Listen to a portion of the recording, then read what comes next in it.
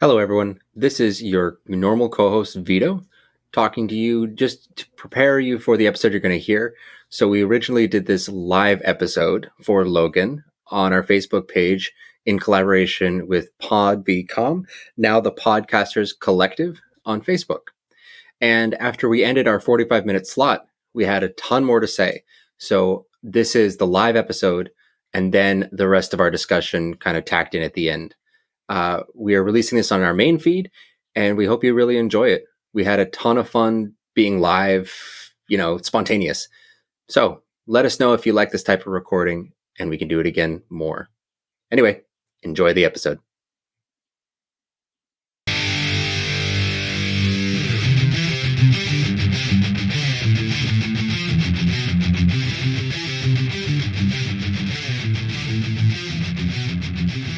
Live? I think we are live right now. Yeah, we are live. Hey, cheers, everybody. All right. Cheers, everyone. All How right. you doing? Cheers. Cheers. I So got coffee. I guess to welcome everyone in, we are not your father's movies. I'm Vito. I'm Mike. And I'm Jesse, and we are the Dad Fathers coming at you with some Wolverine rage energy. It's Yeah. rage. It's for sure It's rage.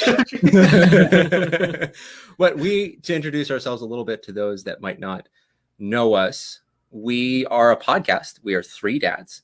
We're here to talk about the elusive genre of dad movies. And it's kind of difficult talking about dad movies because there's things that you think of. You think of, well, maybe there's that time that I watched The Fugitive with my dad on TNT. Ooh. It was 1999. I was 5, maybe too young. Might have gone a bit over your head. Exactly. Or maybe you think of a dad movie as going to the cinema to see the latest Marvel movie with your dad. You're a teenager. You're there with your friends. Maybe your dad isn't cool enough to be there with you, but you appreciated he was. What other examples can you think of? Star Wars. For sure. I mean, going Star to Wars the and cinema. Star Trek. Yeah. Yeah, for sure. Both the TV shows and the movies. Basically, what we have done is in our conversations with each other, we have found a lot of commonalities, a lot of movies that we all loved as kids and their connection to our dads. But going forward with our own kids, we are trying to figure out what the new roster is. We know the classics. We know what those are. We know the Jurassic Parks. We know the Indiana Joneses. Heck, we even know the Casablancas, okay? But for the movies that have come out in the last 21 years since The Turn, what are the new ones? That's what we aim to talk about here on our show. And for this episode, we're covering Logan, right? Logan. Yeah, Wolverine, basically. The conclusion not of the Wolverine. Not the Wolverine, no. Yeah, we're talking about Logan, the conclusion of Hugh Jackman's role as Wolverine, a role that originated way, way back when we were all just kids watching that original X-Men movie. When was that? Like 2004? It's like 2000. Really? Yeah, 2000, because it comes after Spider-Man, Yeah. Dude, which I think we've covered. X-Men is 99. No. Yeah. What could solve this is a quick Google search. But No. in traditional dad fashion, we're saying No. it's a 99 to 2002, somewhere in there. You just got to express it with confidence, and then it's true. 99. Boldly go. Yeah. So, but we've been watching Hugh Jackman be Wolverine for forever, basically. And in our conversations about Logan and everything that we've done, we need to talk about it. He's been with us as our dad for a long time. So we got Logan. We're here talking about it. Maybe, I don't know, Jesse, you got some housekeeping you want to do for us? I guess I do. So why are we doing Logan? So Vito already mentioned we're doing Logan because it's one of the more recent movies. It is not your father's movie in a lot of ways, right? It's very much our movie. It's based off of the 99 X-Men that we all grew up with. And it's action-y. It's superheroes. It's kind of Western. It's everything that I think of when I think of dad movie. And additionally, it belongs almost personally to us, especially to all three of us. Yeah. Yeah. So, Absolutely. But it also kind of fits in that category of not really your father's. This is a pretty gory and violent movie. Like, there's a lot of brutality going on in it. We've got kind of the deconstruction of Logan going on, of Wolverine. He's kind of, I mean, he's reaching the end of his tenure. And this whole world that we kind of grew up in and watching. I mean, I know for myself, X-Men is one of my favorite comics, or comic worlds. For sure. You know, it's coming to an end. The people who played these roles are kind of stepping out of them, and the movie's very much about that. Yeah, in a kind of a weird way, it's the one of the dying gasps of the Fox X-Men universe before it sort of moves into whatever we're going to see within the MCU, which is the other sort of established property that, as comic fans, we have already known the X-Men play a really instrumental part of, and that's just not been a part of the conversation since the MCU was started in 2008 with Iron Man. And it's a weird goodbye. It's sad, and it's kind of a goodbye also to a little bit of an industry. You know, there's always like the competition between an MCU movie or one of these Marvel quote unquote X-Men movies that would come out and play in competition with those. And I always remember loving going to the cinema and seeing like one and then the other one and being like, wow, it's so crazy that these two things that are happening at the same time in the same world are just not acknowledging each other at all. Yeah. It's kind of fun. I think I will quibble with you just a little bit. You said this is the last gasp, and this is more like I said one of the dying gasps. One of the dying gasps. This is the last like rage shout, and then the Dark Phoenix is the last gasp. That's right. That's the death rattle. Or maybe it's New Mutants. I kind of don't even want to talk about that. We're here to talk about Logan. So who is in this movie, Vito? So this comes at us from a renowned dad director. I think a lot of our dads already like him, and I think all of us are primed to like him. It's James Mangold. He's brought us before previous dad classics like Copland and 310 to Yuma, and recently 4v Ferrari. Oh yeah, this guy works and appeals to a very distinct market share of which we all belong. Dads. It's just dads. He markets directly to us. He's just like, you like cars? Well, here's this movie about cars, and you like cops? Here's this movie about cops. You like dudes with claws that shoot out of their fists? Well, here you go. I've done two of them. But what's always fun about James Mangold is he always finds a way to sort of twist it and turn it on its head. It's never a straight down the middle thing. There's always some kind of interesting subtext, something else going on. That's the director. And of course, here it's starring Hugh Jackman, our renowned, beloved Wolverine, who no matter what else he does in his career, maybe only ever known for this role primarily. He's done it so much. He screams so good. He looks jacked as hell. It's Hugh Jackman. He's a huge jacked man. He's the huge jacked man. Yeah. Huge Jackman. That's right. Yeah. And it's actually it really shows that he's the greatest showman because he's been able to convince all of us that he's Wolverine this entire time when really he just wants to sing and dance. That's all he wants to do. That's all he wants to do. He really pulled the wool over our eyes with that prestige. Ooh, oh wow, this is really amazing. It's almost like we should do a new segment where we try and introduce people just through puns. That's not too bad. That's no. It's dad. It's dad enough for me. Yeah, that's true. I'm groaning inside. Yeah. And then on the outside. we have some good good old Hollywood standbys. Here we have rest in peace Hal Holbrook playing like the vet in like a tiny role who saves Wolverine, who just recently passed. Yeah. And we have Boyd Holbrook, of which I've not found any relation between the two in my research, which is really interesting. But you know him from quite a few things, usually playing like a scuzzy asshole. I don't know a better way to say it. And in this movie, honestly, when I finished watching it, I was like, wow, Boyd Holbrook did such a good job at irritating the hell out of me. Like, I was so annoyed by his face every time I saw him. It was a great performance, but dang. We have Patrick Stewart here reprising his role, and for maybe the last time, I'm not sure.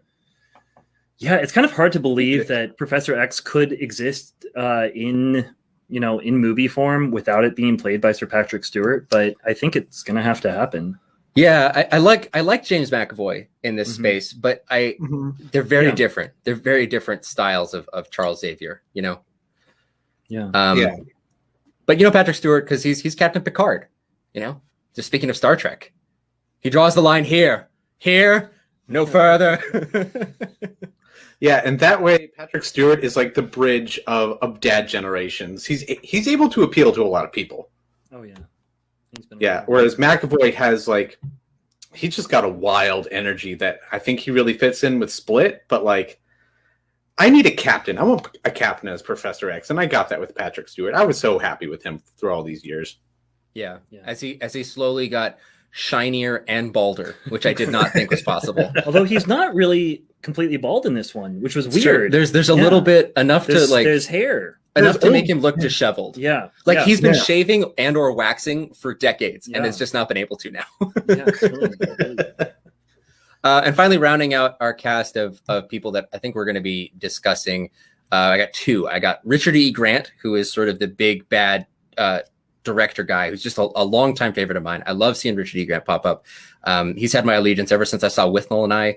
And I'm really happy that he's kind of coming back into Hollywood in a bigger way, like through this and through Can You Ever Forgive Me?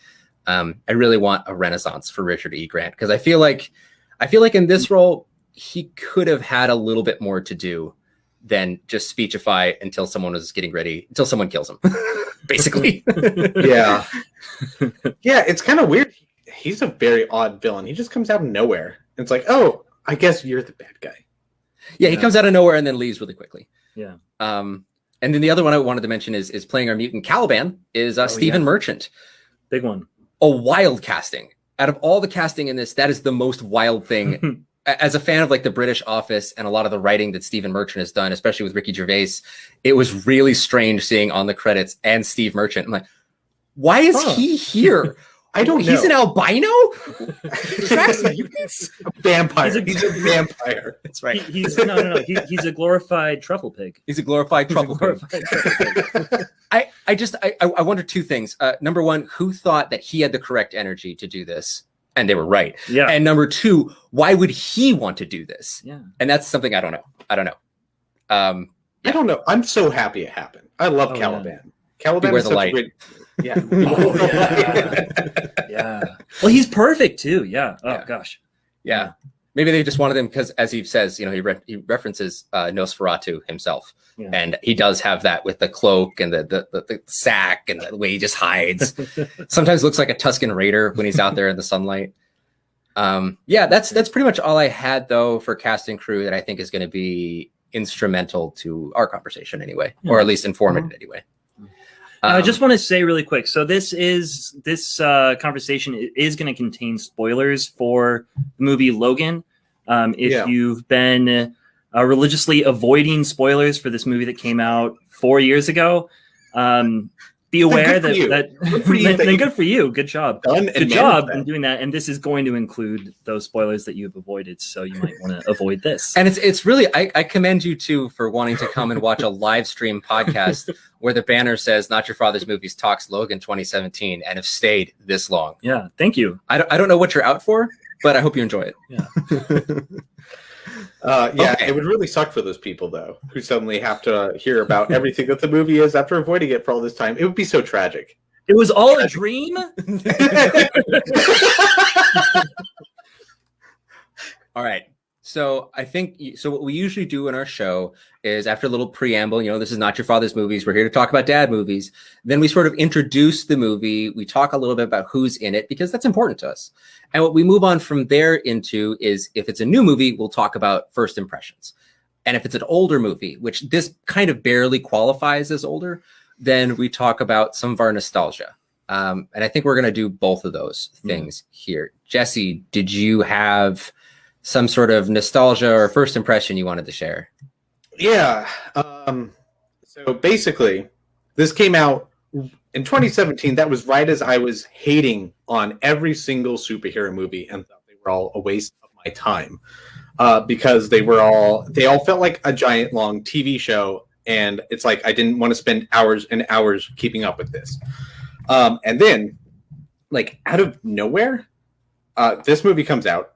And I didn't see it in theaters because, again, I was against all superhero movies. So someone told me this was different, and this was a conclusion to the X-Men movies that I had known and loved.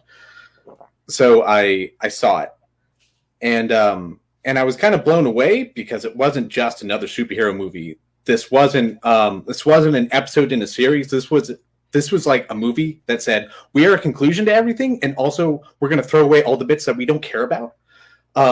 But we're going to build on the things that we do care about. We're going to talk about Logan and his relationship to the X-Men and how he's lost them and how he saved the world 1,000 times. And he's been a big failure, apparently, because the world is basically post-apocalyptic in this movie. It's really dark. It's a terrible place to live. And it blew me away that there could be a superhero movie about this guy that I cared so much about.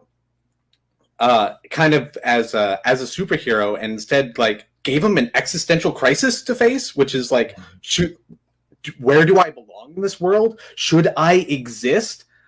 Like, it's not even that this guy's depressed, which he totally is. He's like struggling to find the meaning for his existence when he's failed at the essence of being a hero. So I immediately fell in love with that. And then there was, of course, there's a lot of gore, probably too much, but it adds so much weight to this movie, a weight that I hadn't seen in any X-Men movie or MCU movie, that it really made me care about the action for the first time in years. So those were my first impressions and thoughts about Logan. Like, I immediately loved it. I loved this conclusion. I loved everything it did. It seemed to have the same struggle with superhero movies that I did, and it reached out to me, and I loved it. How about you, Mike?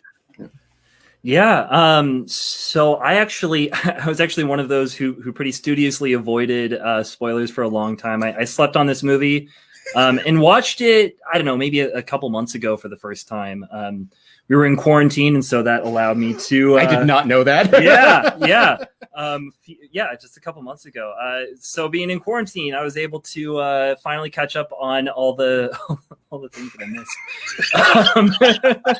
missed, including Logan. It's wild. Yeah, man, I thought it was so cool. Wolverine has always been one of my favorite characters, and the comics that I've liked the most. Not that I'm the go-to reference point for that, but the comics that I've always loved the most are the ones that take him and put him in real danger, ones where he actually dies or something like that. I've read some of the Old Man Logan comics too, and so those are bizarre. Yeah, I was really, really excited to see this. I mean, his character is so cool because he can't die, so much of the time. Yeah. And so there's this struggle of like, how do you keep on living? And he's got this rage that's inside of him. But he's also kind of like this cool, like badass, he's like, yeah, I'm friggin' Logan, I can go and mess people up. But like Jesse said too, I mean, what this movie did, so I've always liked him. I've liked him in the movies. Hugh Jackman has been Wolverine for 20 years. And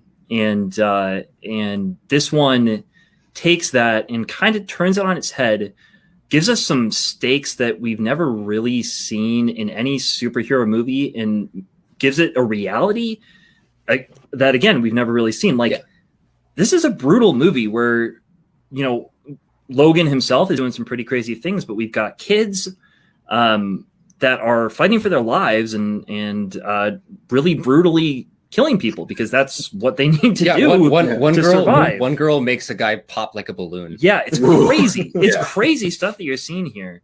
And that was, in a certain way, like almost the horrific gore of it made it better, even if it might be a little over the top. It's such a departure. Yeah. And that was refreshing. I remember when I went to go see this, I did see it in theaters. I was very, very excited. I've always been almost like a religious seer of these movies in theaters when I can.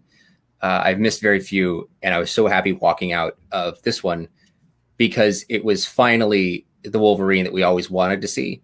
It was finally what we recognized from the comics and what we just extrapolated in our logical brains and said, yeah, there's a guy who has 6 adamantium claws, and for some reason he only ever uses them to stab people. There's only ever stabbing. There's no decapitations, there's no dismemberment. And so when you finally see it, there's this like pent up, 17 years we've been watching this thing. And it's so nice when you're finally like, yes, that's what it would look like.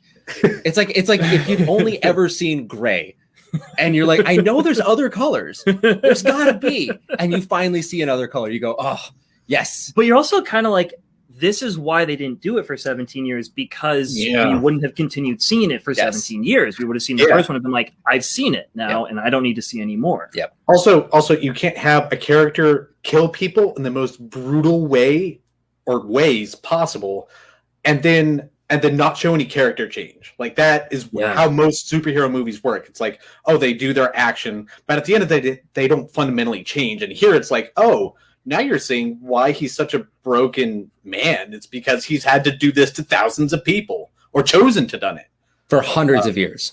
Yeah. But he doesn't remember like most of that. That's true. That's true. Yeah. And that's really my nostalgia, my first impressions of it. I was just so happy to finally see the Wolverine in its full light. And I think that it was such a masterstroke to really finally show that completely, show that the arc that he has, that he's always had in every movie that he's ever had, is go through like, oh, I don't care about anyone. Everyone sucks. I won't help you, to, all right, I'll defend you. But this one is the final capstone. And I thought that it was beautiful that for the final one, all the stops are pulled. Yeah. No more punches are being pulled at all. Everything is on the screen for you to see. So I think maybe going forward, we should move into favorite scenes. Who would like to go for that one? I can go first. Okay. So, I mean, there's a lot of really cool scenes in this movie. I think most of the fight scenes are some of my favorite fight scenes I've ever seen, but I'm going to kind of zag on that and go for something that isn't a fight scene in a movie that's like just a ton of different fight scenes. I'm going to say my favorite scene is when Logan walks into the big shell that's encapsulating Professor X, Charles Xavier. And you don't really know why he's in this big, like, it's like an old shut down factory south of the border. Yeah. The reason why, I mean, it's kind of funny, but it's also really sad. Charles Xavier is clearly like, he's got dementia or something like that. A really severe degenerative brain disease. That's what you find out later, is it's severe degenerative brain disease, and that he has to be kept in this place. They're keeping him here so that he can't hurt people. But just the way it's filmed, it's so beautiful. There's cracks all through it, and so the hot desert sun is shining through in these cracks that almost look like stars. These little holes that make it look like stars, and it's just some of the most beautiful like shots of these two characters, these two sort of like touchstones of reality. And of just the X-Men world that we've been dwelling in, but they're so broken. They're so broken, but they're still struggling to take care of one another. So it's that and the stars and sort of this idea of the hope that Professor X has always embodied. He has lived his life with this hope of like finding a place for the mutants to live. And Wolverine has always kind of embodied sort of the opposite of that, the cynical, like, we're never going to have this place in the world. And it's also, this really sort of sad reflection of Cerebro, which is what Professor X used to find all the mutants, his machine, his gizmo. His gizmo that he used to find all the other mutants and bring them all to his school. So I thought that was just just a dramatic encapsulation of the entire story and those two characters. And remember how in Cerebro in the earlier movies, I think they started out as little points of light, and then they whenever he tried to view other mutants, and those images of those mutants would come crashing down. But they started out as stars, kind of like you see in this movie in this giant canister. Only they're all gone. We're left with holes. But I love the fact the holes in here still have light pouring through them. There's still somehow hope through these terrible holes that the world has left. Absolutely. Yeah. Vito, what about you? What's your favorite scene? My favorite scene is a fight scene, but not because it's a fight scene. or at least it's not because I'm like, yeah, wasn't it so cool when he killed that guy that one time? No, it is. It's the opening. It's the opening credit fight, because I remember seeing that this movie is going to be different in the trailers. I remember seeing that the R rating was really surprising, and all the interviews like, this isn't Logan as you've ever seen him before. But that opening fight, you know, he's sleeping in a limo, in his limo that he leases to drive people around because that's his job. Yeah. And he's sleeping in there with his shoes on also, which is another kind of sadness. But it's this, these gangsters start to try and steal his tires and trying to get the lugs off. And he gets out of the car and he comes over, and in classic Wolverine fashion, like, maybe I don't have to kill these guys. He says, hey, you're going to strip the lugs, that way the chrome's going to flake off. All right. It's a lease. Don't even, and they just shoot him. And it's while he's on the ground in the dirt, all scuzzed up and dirty and old and bleeding, that the title card says Logan. And it's such a beautiful introduction. And then he gets up and you're like, okay, well, he's gonna mess him up. That's just what's gonna happen. You mess with Wolverine, you get the claws, right? And he does, but he gets the crap beaten out of him first, and it takes him forever. And like the one claw, it doesn't come all the way out. You're like, this is gonna be a different movie. Yeah, like, this is And that's also the first time that we see an arm fly. And the moment that arm comes off, it's all mayhem, just breaks loose. Yeah. And that's when you really see that he does have less patience than he used to have, and he does just as angry, but his rage is a little bit less effective than it used to be. Just like everything about him is just less effective, and it really set the stage for what's to come. I really love that about it. Yeah. What about you, Jesse? Well, also to comment on your scene just a little bit, like, I love the fact that it starts out kind of funny. Like, he's kind of wisecracking at the beginning, and then he just screams and just takes people's arms off. That's when you're like, oh, that's what's different. This is definitely different. Yeah. This is unlike any, like, it was kind of leaning that way, and then suddenly the arm literally just fly off. Yeah, and then the next guy gets the claws through the bottom of his mouth, and you see them in his mouth. Yeah, crazy. It's crazy. It's beautiful. It's also really sad. It's not beautiful. It's like, it's fulfilling to finally see this happen. There's a beauty to the choreography. Mm-hmm. Yeah. Oh yeah. But also, like, you just realize, oh, this person that I really liked for 20 plus years is actually a brutal murderer. I guess I kind of knew this. I've just never seen it. I've never seen him rip someone apart, No. Even though I've seen them suggest that, I've never actually witnessed the animal savagery with mine own eyes. Yeah. I love that scene. I think that's my second favorite scene. But my first favorite scene, I guess it's not even really a scene. It's the entire middle sequence at the farm. Nice. Like the callback to the Western Shane, because it's basically the same storyline of this stranger coming into these homesteaders' homes, right?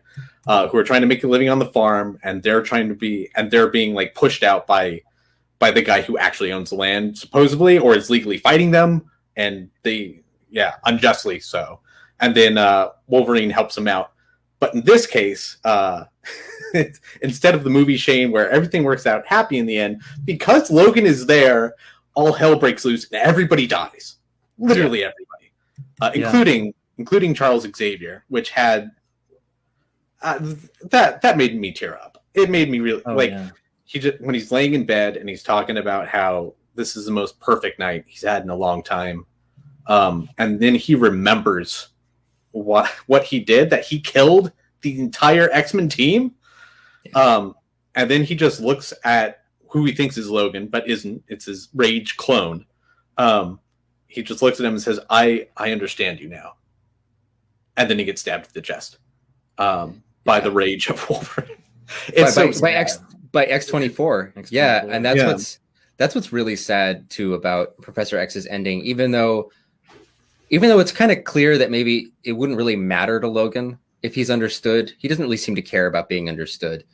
But that speech, I wonder what would actually have happened to him, because they still have a beautiful moment when he does take Professor X down, and he just mentions the boat. He just, Professor X is just dreaming about their boat that they're going to get together. Yeah, And what's the name of the boat? Is it like Sun? The Sunseeker? The Sunseeker. Sunseeker. Yeah, Yeah. the finder, like the finder of light, the finder of hope. Like that's his last message to Logan in a nutshell.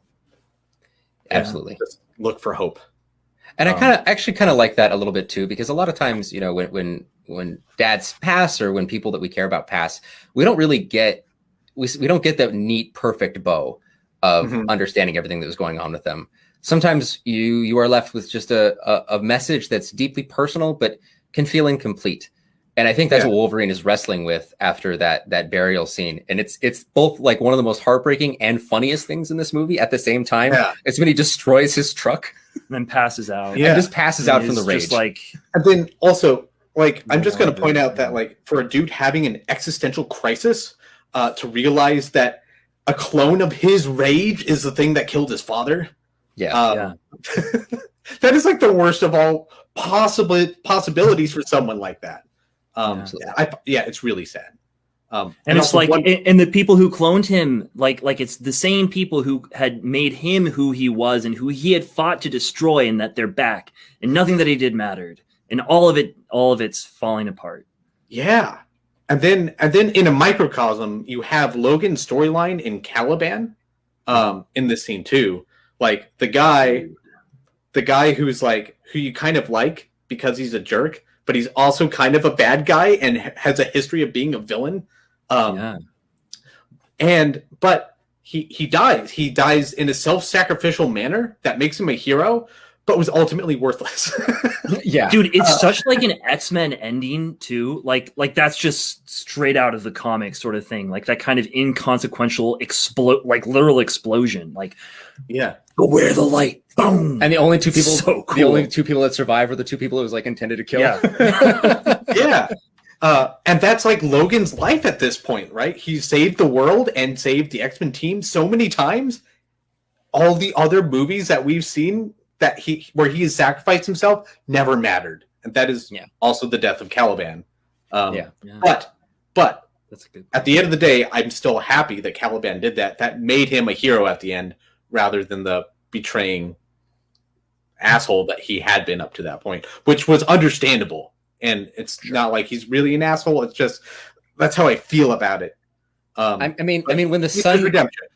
If the sun is my enemy, I feel like there's a lot of cards stacked against me already. You know what I mean? Poor guy. All right, cool. I think we did the round robin. We did them all. Yeah. And I think I wanted to kind of pick up about what's going on in this. Yeah. Sort of in our show, what we like to do after we do this sort of thing is we usually have a couple questions. What those will usually do is draw us deeper, either into something that we really enjoyed and want to expound on, or deeper into the meaning of the movie. If there is one, maybe more about its themes. Mike, do you want to talk about that at all? Yeah, sure. Well, I was watching it. I was watching it again the second time, and I thought it was really cool to see. I thought it was very cool. Again, I thought it was cool the first time, cool the second time. Super cool. But the progression of sort of the story of fatherhood in both fatherhood and sonship, kind of that Logan encapsulates and sort of what he's going through in this. I mean, we've got this brutal movie about this mutant who's trying to find his place in the universe, but the kind of the story, the way it flows is that he suddenly discovers he has a daughter, and he doesn't want to accept that daughter because he's lost faith. Yeah, he still loves his father figure, Professor X. I mean, I think we all know that he's basically his dad's stand-in. Yeah. But what he's seen is that all of the things that he himself, Wolverine, has done for hundreds of years kind of hasn't mattered. At least that's how it feels. The things that Professor X stood for kind of haven't mattered. All the mutants are dead. The world is ending. The bad guys are still on top. They won. Yeah. And now he has a daughter who is the product of their experimentation on him. And he doesn't want to accept that, but it takes like like almost he like metaphorically has to kill his father in order to discover that that fatherhood in himself. Yeah, it has like to has to pass away from him. He can't, because there was always the two-handed thing that would happen where Logan would, if he was interacting with Lara at all, it would be in a disciplinarian kind of way. He would just be stern and gruff. And Professor X was always the one that would be like, she's just a child. Like, treat her nicely. Don't be such a dick. Like, come on, like, treat your daughter well. And now that Professor X is gone and there's no one to do that, I think even Logan feels, and certainly the screenwriter does, that he needs to undergo a kind of change here. And he really does. Once the other father is gone, the caring father, he has to now be both. And just as he starts being both, he starts to like kind of crumble too. Right. Yeah. Immediately he starts to fall apart. Well, yeah, like literally, physically, like all of his wounds are really not healing. Yeah. Oh man, yeah. I also love his connection to Lara being a throwback to the '99 X-Men. Like he has this moment where he's looking at the comics and he gets really sad because he sees himself saving Rogue. And the first time he met Rogue was in the '99 X-Men. That was she was in his car, and she claims to have saved his life. And the moment of turnaround in this movie comes when Lara also tells Logan that she saved his life. And in fact, I don't even think she mentions it. He just acknowledges it and says thank you. And then she wants to go be part of an X-Men team. The thing that he thinks is hopeless and futile, right? The thing that he's never cared about because who cares? Everybody's going to die anyway. Right. It's all fake bullshit, as he says. It wasn't. It happened, but not like that. Yeah. But still remembering those real the real part of it, the part of it that he had with Rogue, where they had a, I guess, semi-romantic, but ultimately brother-sister kind of relationship, like a true familial kind of relationship. Brother-sister to father-daughter, almost. And I think that happens a lot to Logan too, because like we mentioned that he's been alive for a long time. He's hundreds of years old. I mean, he was older. He's older than Professor X. I think it's like 150 years. It is. It's like late 1800s. Yeah. At least, but like he was around before Professor X, right? And meets him when he's a young man. Yeah. And famously tells him to F off when he asked if he wants to join the X-Men. No. And now he's here sort of at the end of it. And the passing, I think, is really beautiful when it comes to when he finally, dies at the end of the movie. Let's talk about that. Yeah. I just love that line. This is what it feels like. Because it could mean a lot of things. Dude. But I think maybe primarily it just means, oh, it's nice to die. Finally. And he smiles. Like he has this smile. Like it means other things too. I think that one maybe is in primacy because he's felt love before. He's loved other people before and felt that back. He's not immune to love. This isn't the first time that's happened. And this isn't even the first time that he's had a father-daughter kind of relationship with somebody. But it is the first time he's actually had a daughter. Yeah. That's what's unique. I was thinking about that. There's this at the farm scene. Sorry, go ahead. Well, at the farm scene, I was kind of thinking about that. What's his name? Professor X has what's his name? Professor X has like this weird line where he says, you can you could have this too. It's not too late. Yeah. I thought that was kind of weird. That kind of came out of the blue for me. I wasn't sure where it came from, but I think that's a lot of like one of the things that you're picking up there in that the final lines that he says is like, in whatever weird, messed up way, because he's this killer, because he's this mutant and all this stuff, that for him, what it means to have a normal family is to sacrifice himself for his clone daughter in this crazy way.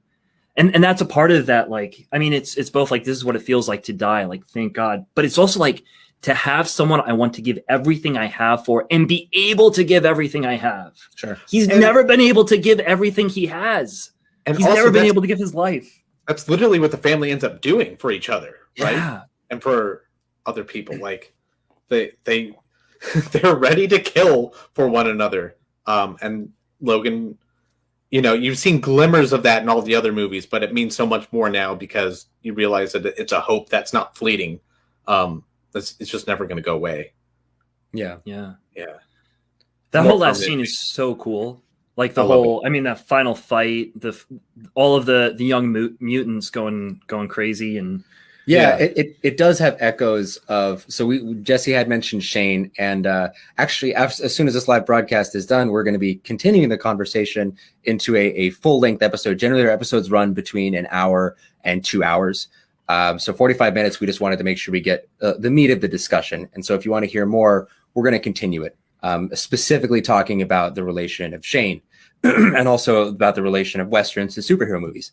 But just to that point about the ending is very specifically a callback to The Cowboys, which is a 1972 John Wayne movie, also starring Bruce Dern.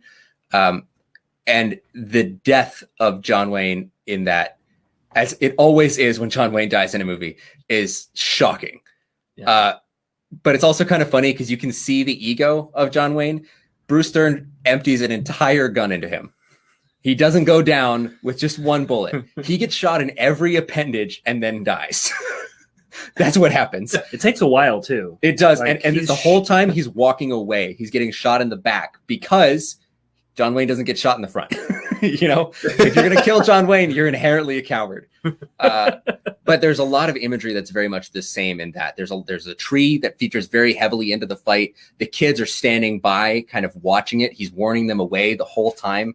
And in the end, the bad guy kind of gets his way because John Wayne beats him fair-handedly in a fight and then gets gunned down because of cheating, right? Mm-hmm. And in this one, it's very much like Boyd Holbrook is trying to cheat. Right, he's doing everything he can to help his little X-24 buddy out until finally those kids put a stop to that. Also, just like at the end of The Cowboys, and it's beautiful. Yeah, honestly, I kind of wish, out of as gratuitous as the violence in this movie is, I kind of wish that death was a little longer. That guy really bothered me. Oh my gosh, he was the worst. He was terrible, but seeing the kids all standing over him was really terrifying. Yeah. I'm like, oh wow, this is kind of uncomfortable, but keep going, kids. But this is kind of uncomfortable. They're like freezing him and squeezing him and shocking him and like blowing dirt at him, and that one kid is like, I don't know, spitting on him. I don't know all their powers. It's kind of vague. But they're all like 7 to 12. Yeah. It's kind of, but you get the impression that this is not new for them. No, not at all. And this guy, especially through the video that we see through the nurse on the phone, this guy especially is bad, and they hate his guts. He is a bad dude. Yeah. So before the podcast ends, I just want to bring up the final shot of the movie, which is Logan in the earth, and the little kids are giving him a little funeral, and they erected a little cross. And then as Laura's leaving, she takes the cross and she tilts it, obviously to make an X, but also I couldn't help but feel like it's like, the cross, a symbol of the savior, and Logan kind of was a savior, but he wasn't fully one, right? He's a rage-filled, kind of murderous dude, a little tilted, but at the end of the day, he was still the hero. So he still has that semblance of a savior. And somehow this rage-filled persona has a place in the earth, along with everybody else, and ends up being kind of beautiful. It does, right? The existential crisis comes to a glorious end. The existential crisis. Yeah. Very nice. I know you laid it out there and you're waiting for me to pick up. It was nice. I appreciate it.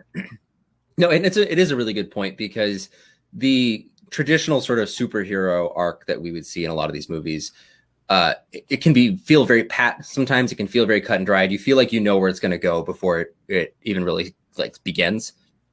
And even though we all kind of knew that Logan was going to die here, and we knew that this was the end of the road for Hugh Jackman, and we knew this is the end of the road for this incarnation of Wolverine as we have grown up to know and love, it felt nice that at kind of every turn where you kind of begin to lose some steam or enthusiasm, there's a little something to get you into it. Like, for instance, they know that then when they're slowing down to do the farmhouse scene in the middle and you're meeting this family and you're like, why are we doing this? there's enough going on. It, like they get you interested with like the water rights dispute that this farmer is having. Spend a lot of time on that. And they also talk about like the driverless transport cars, and they talk about the driverless combines that are rolling through the fields. And like with this sideways cross, there's enough always happening that's just a little bit different than what you expected to really just keep you engaged. Yeah. Boy, well, we got a lot more to say about this. Come listen on our podcast. Yeah, Jesse, can you throw up our banner on where we can find our links? Yeah. Before we end, though, don't we want to ask at least one of our questions? Ask it. Yeah. So, guys, is this a dad movie? Absolutely. Absolutely, but I won't show it to my kids till they're at least a late teenager. Yeah, late teenager. That's for sure. That's for sure. Not tomorrow. They're children, small children, younger than the kids in this. Yeah. Maybe this will be one of those like stumble by themselves onto the movie at some point in the future, but I won't show it to them. That's also a possibility. Yeah. I think absolutely. I agree with you guys. Absolutely. I love it. Well, thank you so much for watching. Yes. And joining us today on PodVCon. We're Not Your Father's Movies. I'm Mike. I'm Vito. I'm Jesse. Have a good night.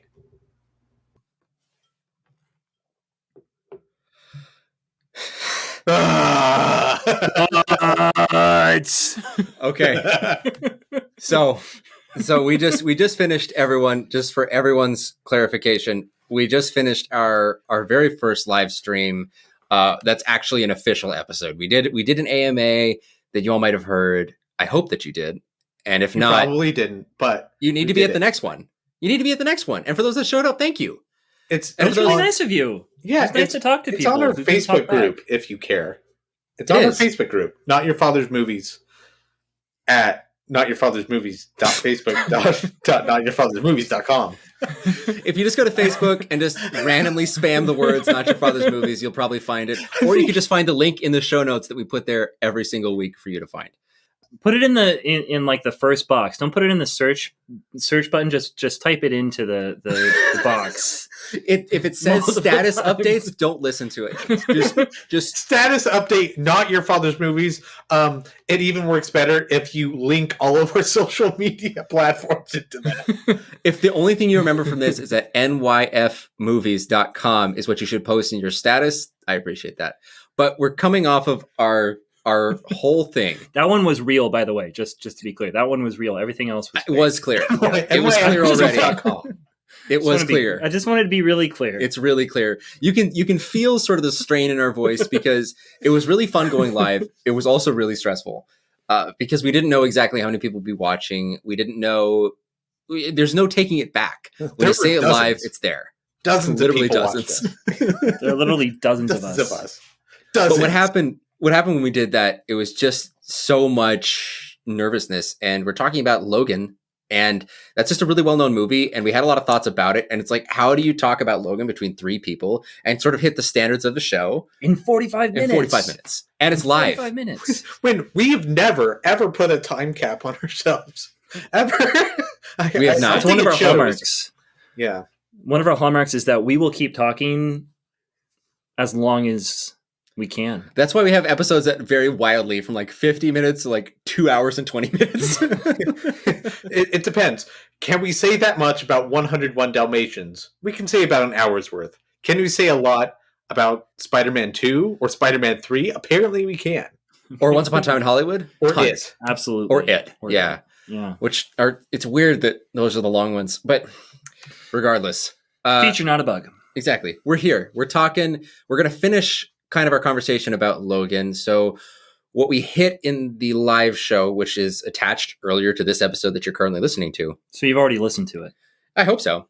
I hope you didn't just jump out.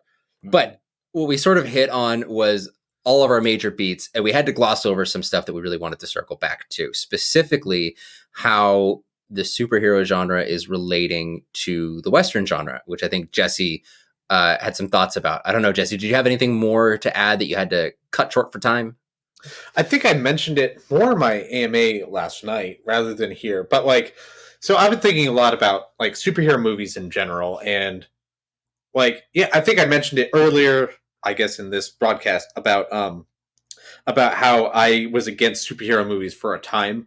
I think there was like this slow realization that I don't know, maybe people are just attracted to this sort of idea of someone who's above the law coming into a town, saving the day, and leaving, um, because that's basically what a lot of standard westerns are. There's very clear divides between good guys and bad guys. Of course, I'm talking about like older westerns, probably from '50s. Not, I don't really see that clear divide between good and bad so much anymore in modern westerns. I think that's kind of what differentiates them. We're going to get to that sometime. I'm sure. I'm sure we are. But like I think there's like a kind of a craving in people to want that clear divide, and we're getting that in superheroes. We're also getting the old west mentality of somebody who's on the side of the law, but still working on their own terms to do the right thing, of course. And with Logan, there's like some very direct parallels. Like Vito, you mentioned the Cowboys, and then they very clearly reference Shane. And it was kind of cool that like James Mangold seems to have recognized that same thing and just thrown it into this movie. And also, this movie in particular, it almost feels like it's in a response to Shane. Like I love the fact that the storyline of Shane is just it's like a side point, right? It's like there's this little side story going on, which, by the way, was a whole other movie that people really like, and I think it's fine. But like, it's so hilarious to me that this grand superhero movie treats that as something more minimal, but still something to really like shoot for and hope for. I guess that was a bunch of very rambling thoughts that I had about. Do you mean with like the? I guess with it being sort of a side story, do you mean that it's pretty much just the? Well, okay. Here, I think I actually have a question. So I'm just formulating it. Sorry. Collating. Collating. Yeah. Well, no, but so like, I mean, dude, like the final lines of the movie are Laura X-23 saying, there's no more guns in the valley. It's a direct quote from Shane, from the final lines of Shane, because she watched it. Because she watched it. Yeah. She watched it with Professor X, and she saw like this clear parallel between Wolverine and Shane. And she felt similar to the boy in that movie, but I mean, it's also kind of a weird parallel because I mean, it seems like there's a lot of guns left in the valley. There's all these mutants left. I think what it is. So unless Jesse, you're going to leap in. You started this. I think a lot of she does recognize a parallel. It's not perfect, which is why this is not. Shane is more of like a companion piece. Okay, right? Because it's cribbing a lot from a lot, but it's also having to be the Logan story. It's also cribbing from the Old Man Logan series. Like it's a lot of these things, and it's none of them. Yeah, in its entirety, and in being a lot of things, and it being kind of like the end of Shane. There's a lot of parallels that aren't there, though, right? Like. Shane is leaving because he has tainted this hometown existence, this innocence, with the violence of his past, which he feels dogs him throughout everything. There's something doomed about him as a gunslinger. And there's something doomed about Wolverine, but he doesn't leave out of a sense of nobility. He leaves out of pure necessity of dying, right? The sacrifice had to be there. And there's also this interesting parallel with the Cowboys, too, of the rising up of a younger generation. Yeah. And there was a lot of talk at the time of like, is this an opportunity for Marvel to start like a New Mutant sort of thing? Is that how we're backdooring our way into this? Is Daphne Keane going to be X-23 in her own set of movies? And that really didn't happen. And that really sucks because Daphne Keane's fantastic. Yeah. And she should be X-23. I agree, but I kind of like that. I don't need to see anymore. I like that this was it. I like just the idea, wondering what happened to them. All right. No, just real quick. So, Mike, you would ask like what I meant by like the Shane side story, and what I mean is like the whole farmhouse is like the story of Shane encapsulated very quickly, right. Except with the perverse ending of everybody dying. Right? Like he gets in a fight with the landowner. The landowner even tries to come and bribe him back, but then everybody dies. And he's still right. Yeah. But also like 5,000 a week. To the point of Laura and the little boy and Shane, like Shane had an innocent little boy. The thing with Laura, she's not. She has killed. Yeah, she's a savage. Yeah, but I think it's more. I think this is. It's almost like a response to it. Like what happens, like when there are innocent people who are not innocent anymore, they have killed and continue to kill. I think she gains a sort of hope from Logan's example, right? That you can be the gun, you can be the gunslinger, you can kill, you can save, you can kill to save, and then that's your sacrifice that you have to make, and then you leave the valley. I think she's drawing hope because she's recognizing that she is the gunslinger and recognizing what her place in the world is. So that way she doesn't have to go through the same existential crisis that Logan is going through now. I think that's really true. And I pose that question more as like I'm trying to understand better. Sure. I was trying to understand better what you were saying, not to say that like, oh, this is exactly a parallel of Shane. I think what both of you said really helped me with understanding that. I do think it is a little bit more than just like Shane is this part and the rest of it isn't. I don't know if that's what you're saying. I don't think that's what you're saying wholly, because I do think that there's resonant aspects to it. Yeah. I mean, I think just saying that that particular scene happened to be this, but the movie Shane is spread throughout, and you can see it a lot. For sure. Well, yeah, like when he's in the house, like up in the Badlands of North Dakota or wherever where it was supposed to be Eden, and he tells her like he's talking to her about like nightmares. When you kill someone, it leaves a mark. That's straight out of Shane. When you kill someone, it leaves a mark, and she says no, like you're gonna have to live with that. Yeah. And she says, well, they're all bad people, and then he says, you still have to live with it. Like it's still gonna hurt you. And at the end, dude, like the last like words that he says to her, the last advice that he gives to her is, don't be what they made you. Which I thought was really, really, it was so beautiful. I mean, like this is. I was watching it. And I was like, is this a dad movie? Like, is this a movie about a dad? Mm-hmm. And I felt like that's where it really became a movie about a dad. In a lot of ways, I don't know. That's kind of scratching. He fights that role so hard. Yes, right. The whole movie, and I mean the entire X-Men series. I'm questioning this a little bit because, and I know a lot of people hate it, but I have a particular weak spot for X-Men Origins Wolverine. I don't think it's very good, absolutely, but I have a lot of fond memories of, for instance, seeing that with my own dad, and us talking about it later. And the girl who he's in love with, who, spoiler for this movie that everyone hates, dies, quote unquote, doesn't die, and comes back later, and it turns out she was setting him up the whole time. Was there a kid in there? Am I remembering this wrong? Oof. Was there a kid conversation thing happening there? Man, I don't remember. Is this digging too deep? That is digging too deep, man. That's digging into a movie that also goes into the movies we haven't seen in 10 years series, which we will do eventually.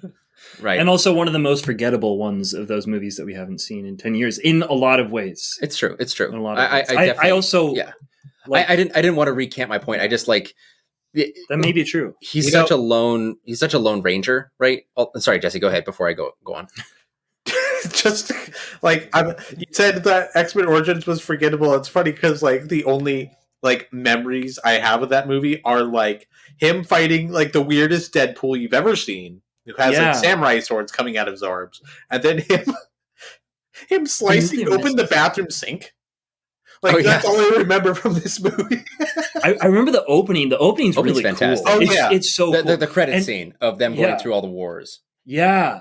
Well, and also, I remember reading in the comics, like the first X-Men Origins story, and when Wolverine's a kid, and it's like, this is so cool. Yeah. And it's like in this really cool style too. And I think that's in the movie. Well, because it starts out when they're like in almost like a Southern mansion style. Yeah. Go ahead, buddy. Go ahead.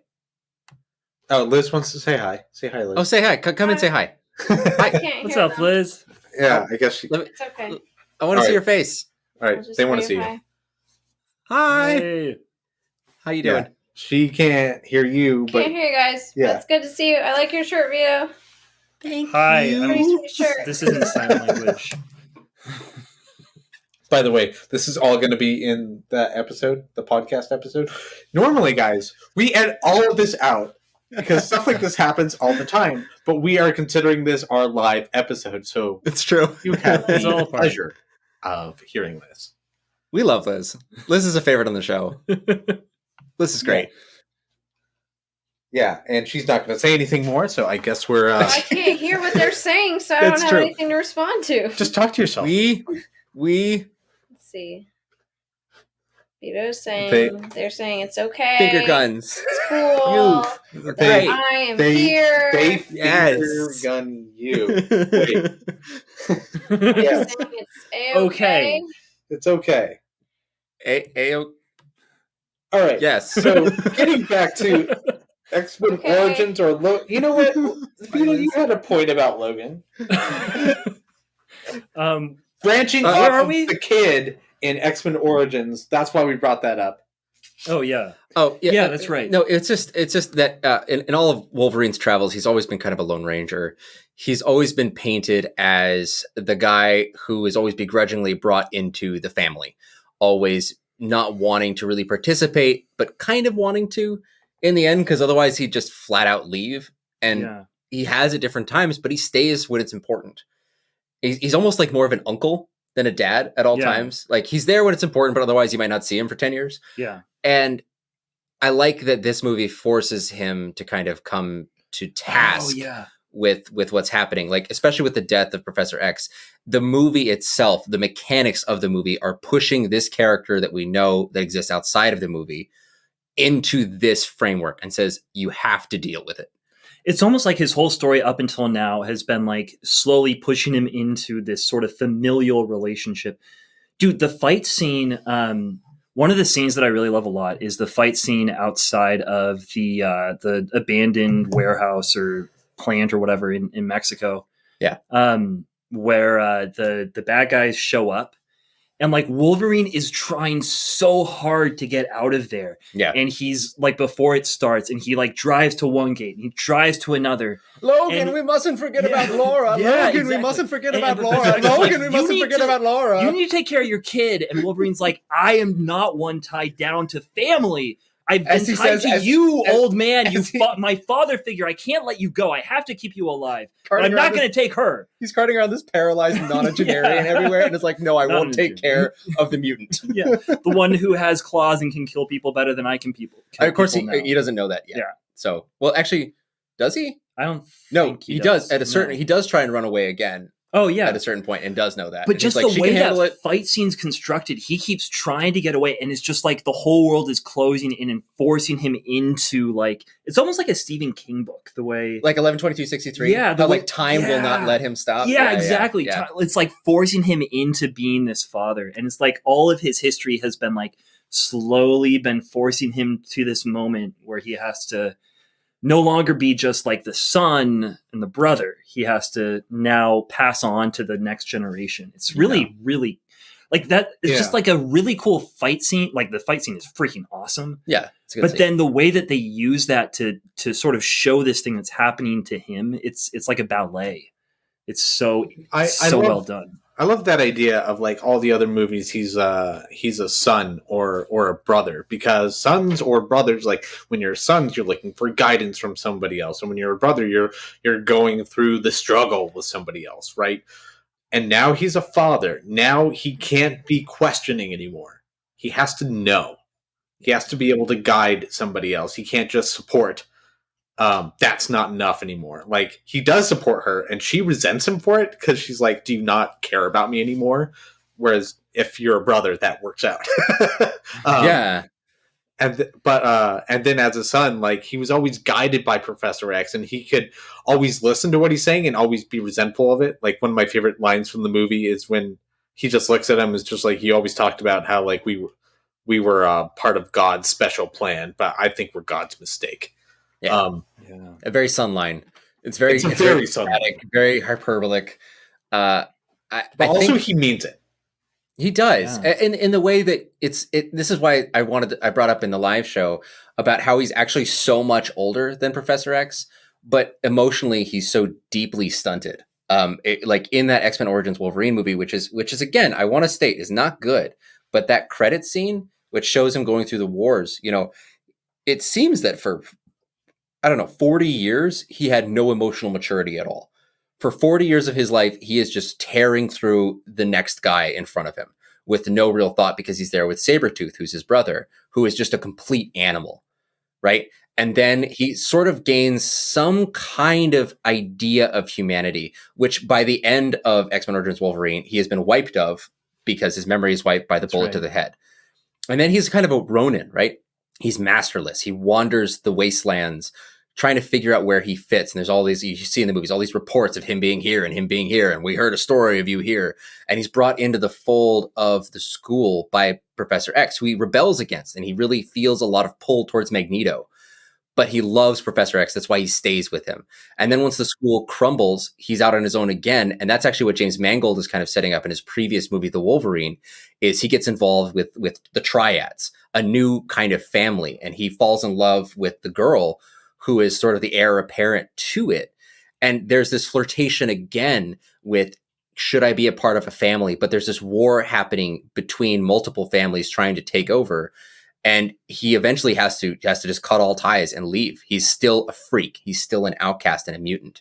And it's really beautiful sort of seeing these 18 years when this movie came out of character development actually pay off in a big way. Yeah. And also in a way that an individual movie, for someone who has no experience with those movies, can still appreciate.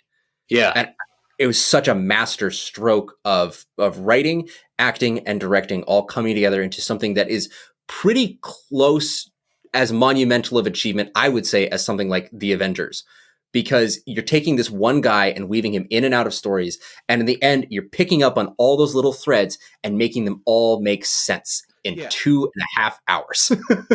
Yeah. Like, oh man. I was thinking about this today. It's like, honestly, Logan operates like Endgame, because it picks up with the heroes have lost. He has lost, right? It's the same thing, only he can't go back in time. What happens when you have messed up royally and there's no way of fixing it? There's nothing. Yeah. Which is it's like real life.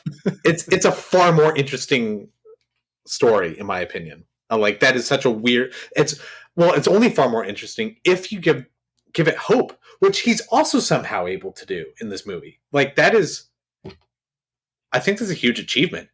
I think it's a huge achievement to like make this story, to make a dark, depressing world, but always show the light.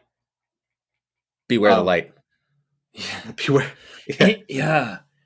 And it's so like empathetic towards the characters, man. And like you said, like picking up on all these like points of who these people are.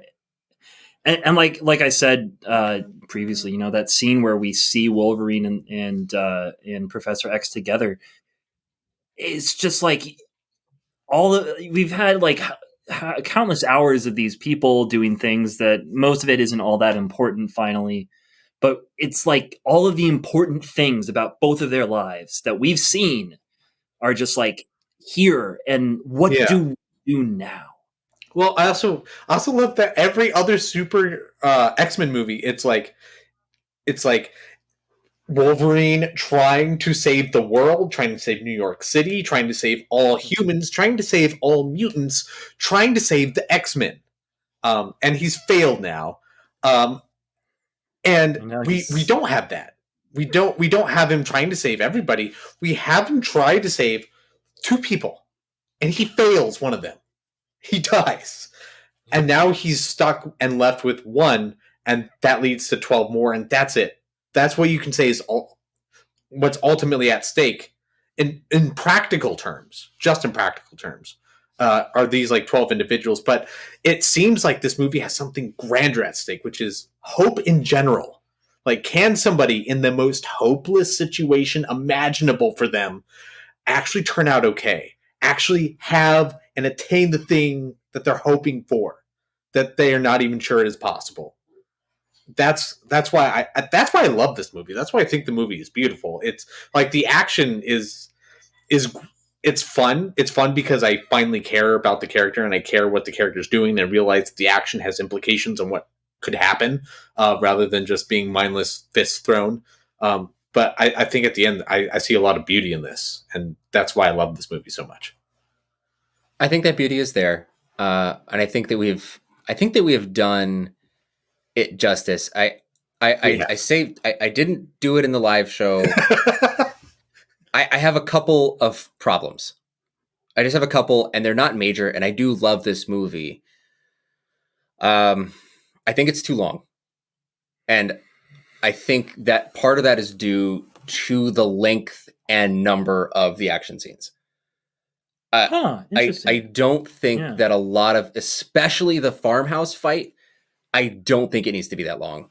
And the chase scene, although I do like the first half of the factory, abandoned factory in the desert scene, it goes on real long. It keeps going, and I'm not really certain what more we're getting out of this.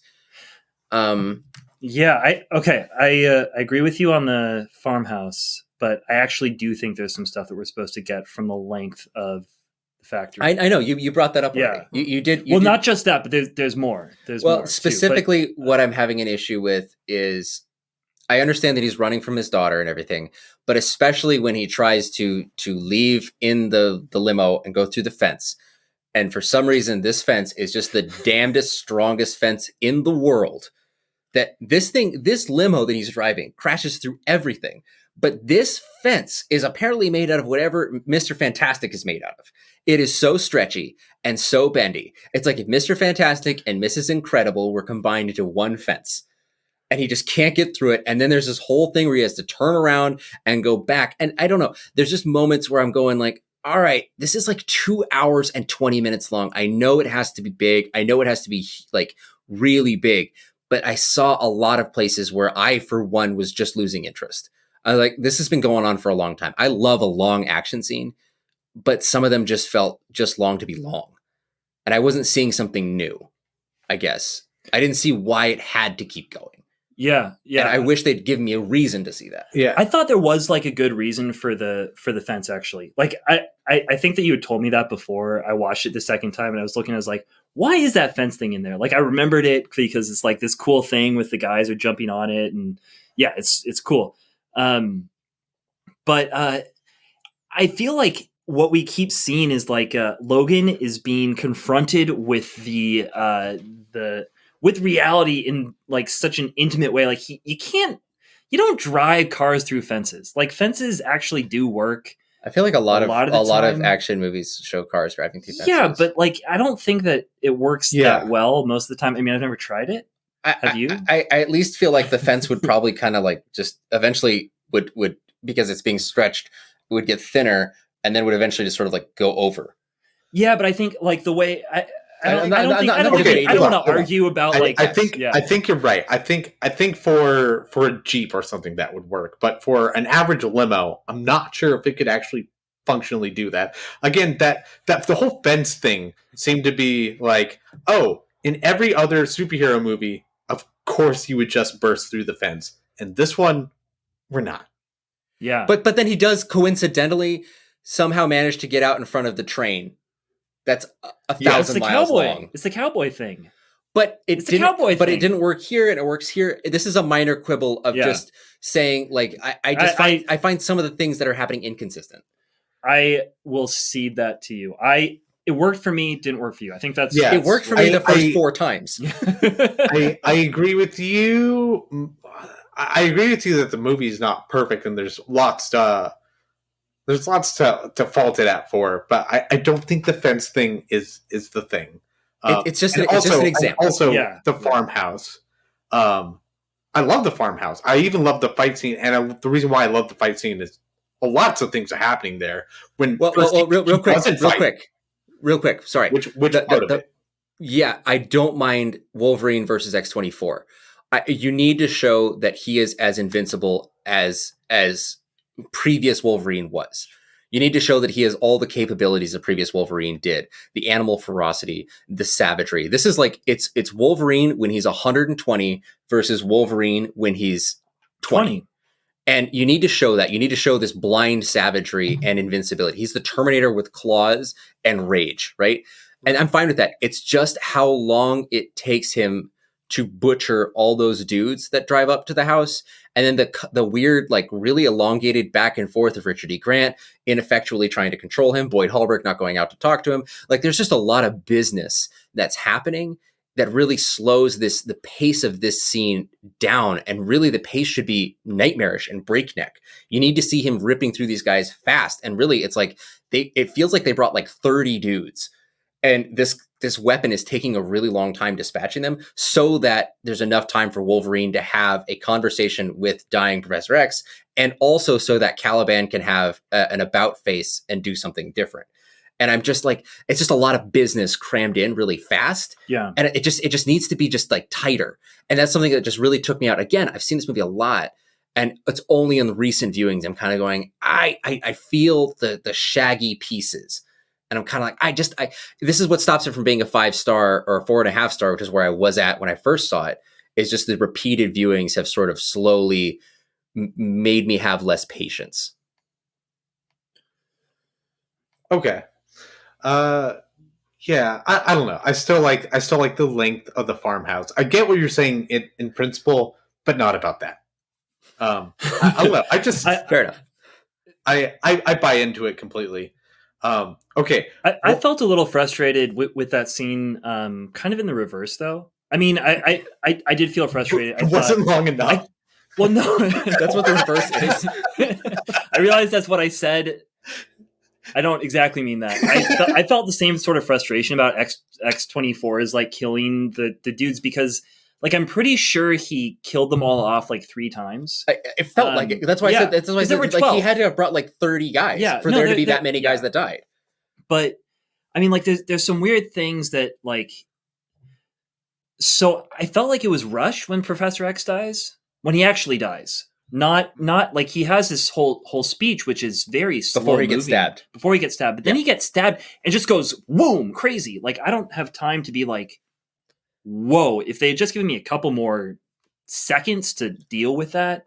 It sounds like we have issues with just the pacing overall. Yeah, the pacing of that scene overall. And then also there's like kind of a weird symbolism going on that the symbolism is there, maybe unintentionally, but the reason why X-23 gets saved is because Wolverine pissed off the farmers and sort of like it's just this weird. I don't know.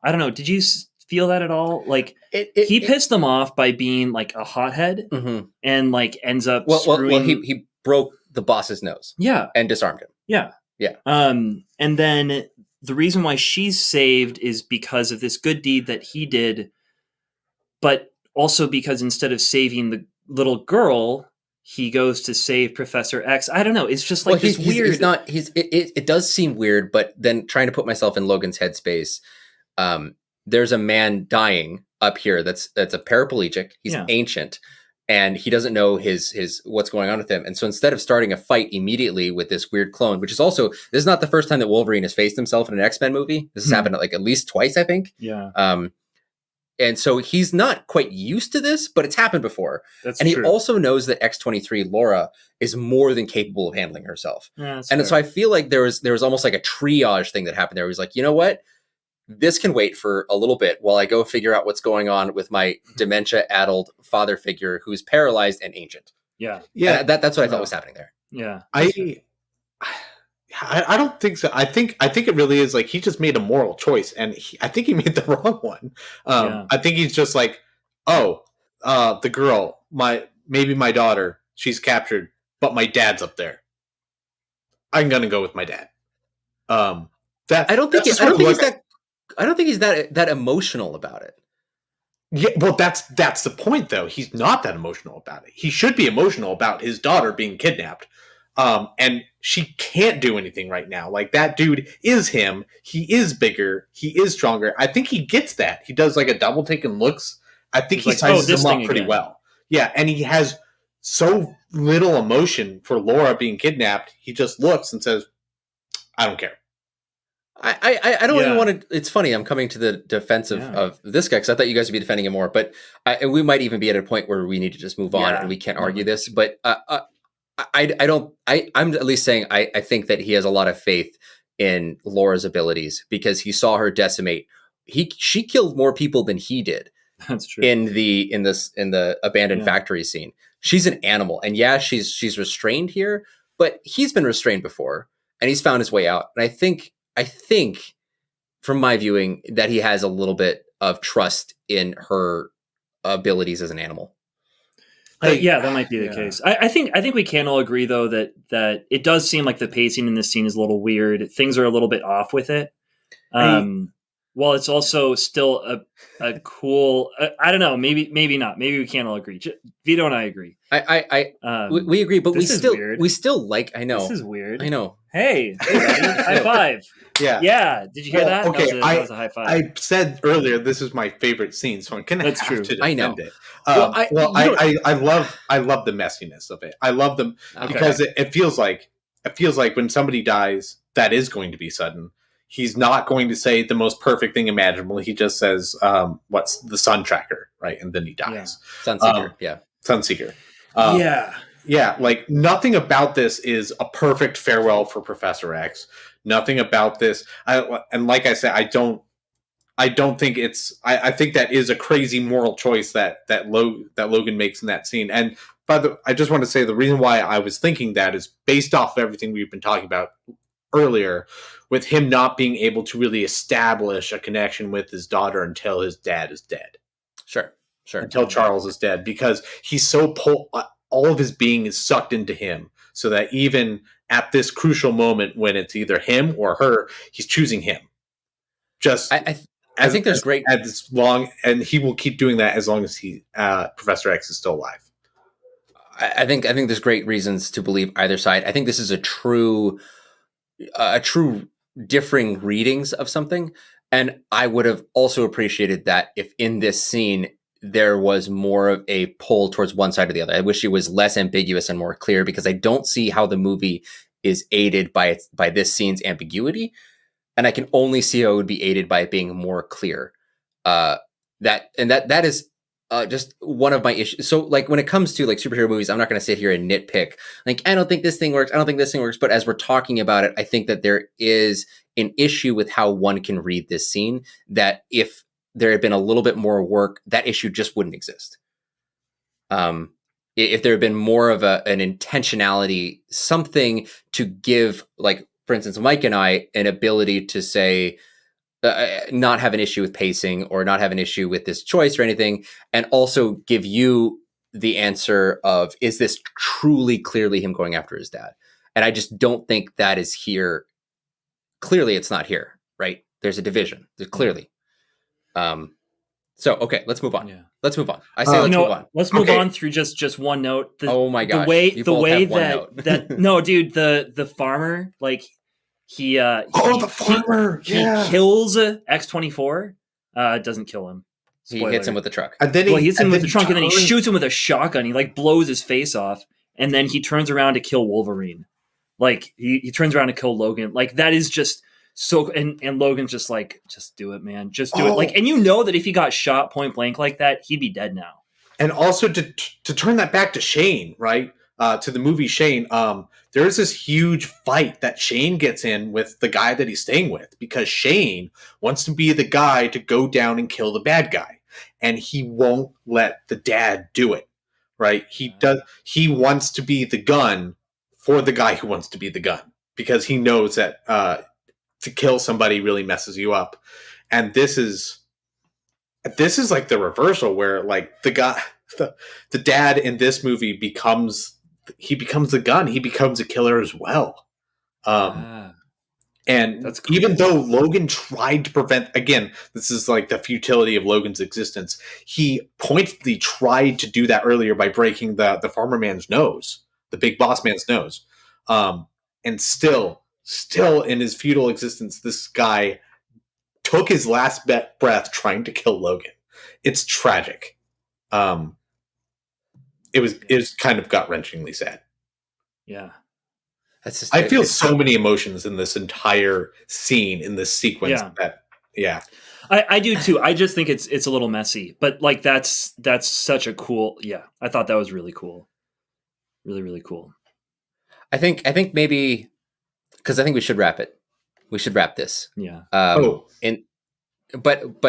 just to say, in the end here, despite problems, I do still really like this movie, and I'm not here to nitpick. I try and only bring up a criticism when I feel it's necessary to my understanding of the movie.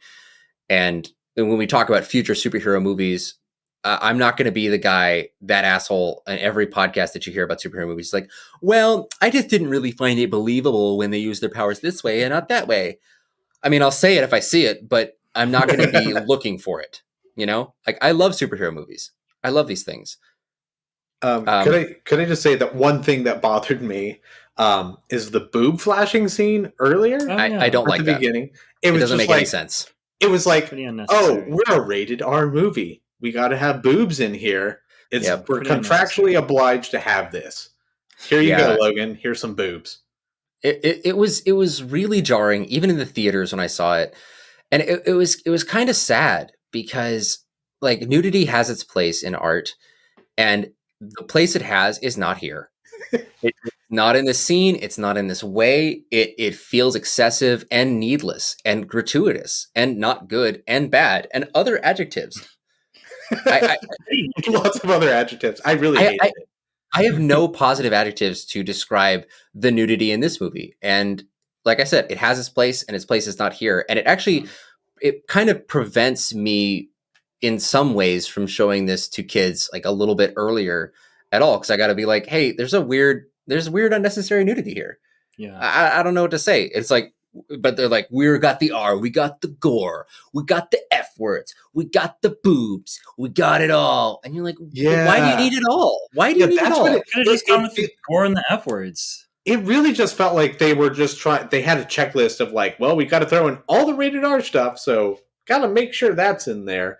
Why isn't like, oh, they have the drug use too because you used all the medicine. Like they already have the drug stuff covered, right? Because Wolverine like basically ODs on the medication, and it's just hitting every reason why a movie could be rated R. And I'm not here for that. I'm just here to see the character fully shown. And if there was a conceivable use for nudity that made sense, I would be fine with that. Something that led to the character or the growth of the story. But it's, in fact, that would actually be more brave than what's here. Because we haven't really seen that in a superhero movie, like a use of nudity as something important. And it's important. And we've seen it in Watchmen, but you know, blue dong. I don't know. That was weird. And here, very weird. I don't know. It really does feel like the studio forced them to do it. That's what it feels like to me. I hope that's actually the case. I haven't looked into it. I don't know. I don't know if anyone said anything about it because it's so fast. It's like it's blink and you miss it. Yeah, which makes it all the worse, actually, because it's so unnecessary. Yeah, it feels like actually leading to a different conversation. It feels like in so Valley Girl. Okay.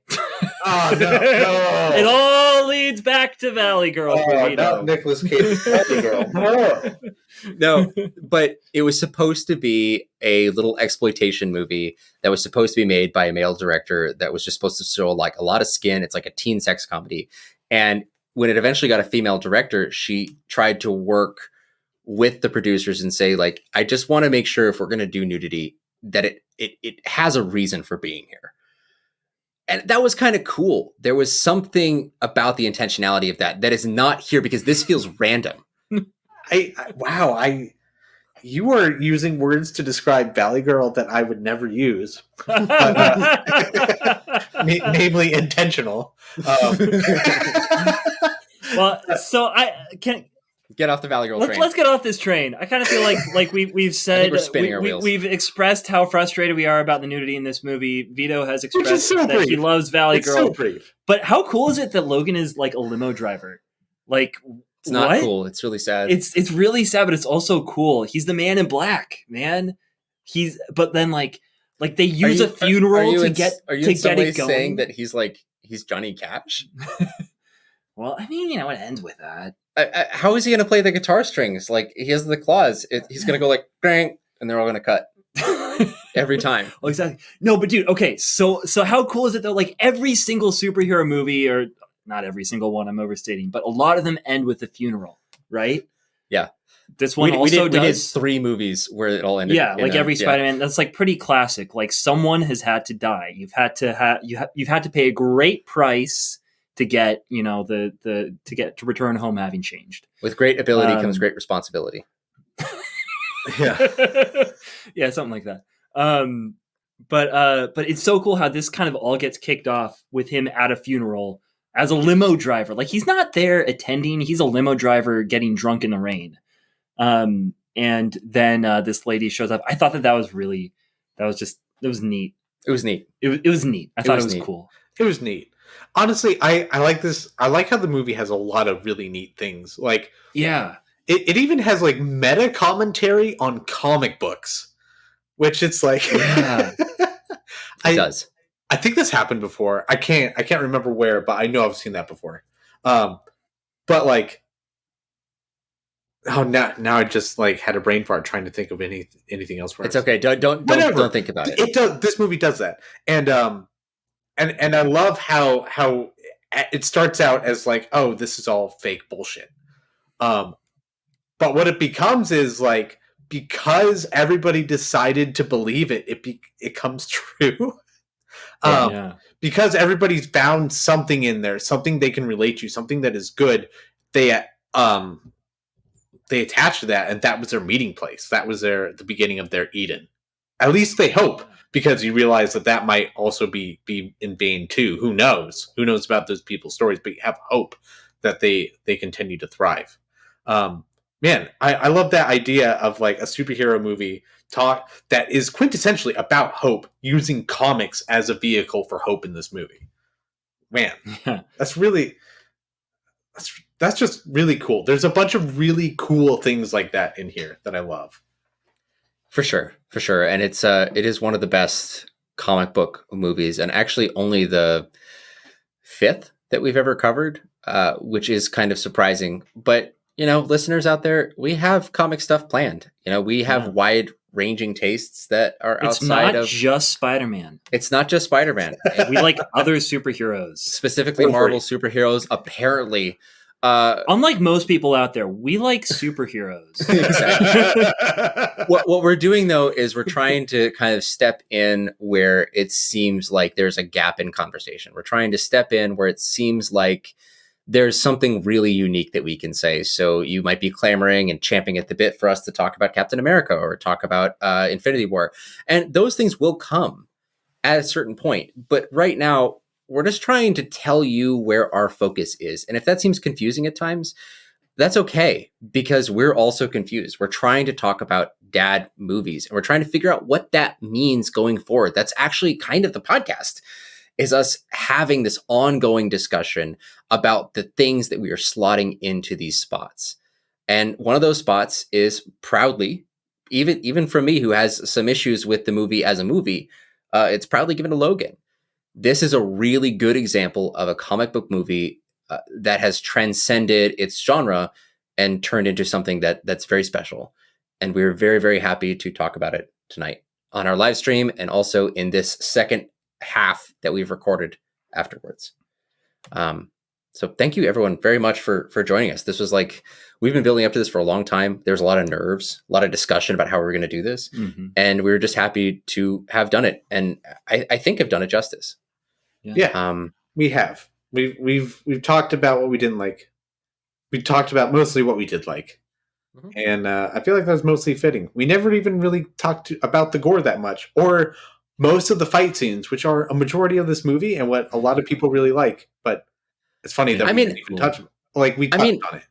It's a fight scene. Like, if you want to hear us geek out about every hit and every punch, maybe there's like space for a commentary at some point, or maybe a space for a place where we specifically talk about that. But I'm just not that into showing my kids like super clips of awesome fights. That's just not what I'm here to do. I don't really want to show them the scene where she throws a head. It's pretty funny. I laughed at that, great. which made me feel bad about myself as a human. But I didn't feel bad. Yeah. I felt very affirmed in what I liked. that's awesome. Well, from Not Your Father's Movies, I think we're going to draw it to a close.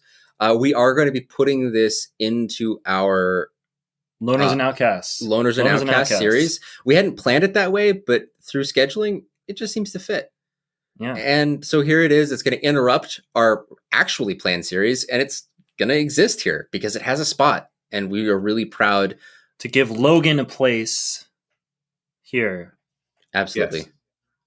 Yeah, absolutely. He belongs in the Loner Outcasts. He's found his spot. It's with Not Your Belongs Father. to us. Yeah, absolutely. Absolutely. Well, for all of us here, I'm Vito. I'm Mike. I'm Jesse. Have a good night. Good night.